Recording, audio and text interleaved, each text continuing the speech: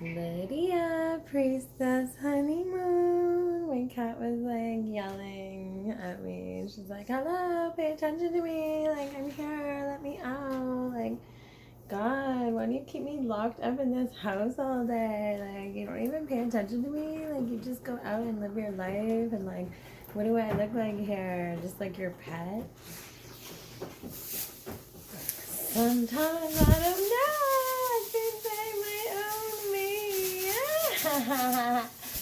It's okay. Like, I kind of just want to be the pet.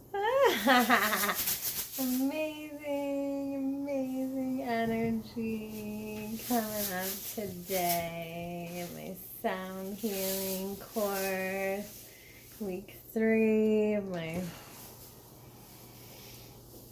4 months. It's like once every month. So amazing. Really channeling today and just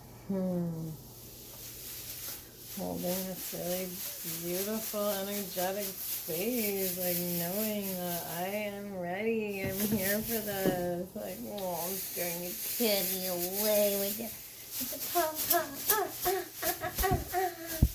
Feeling the energy, knowing that I am here for this. Wow, wow, wow, wow.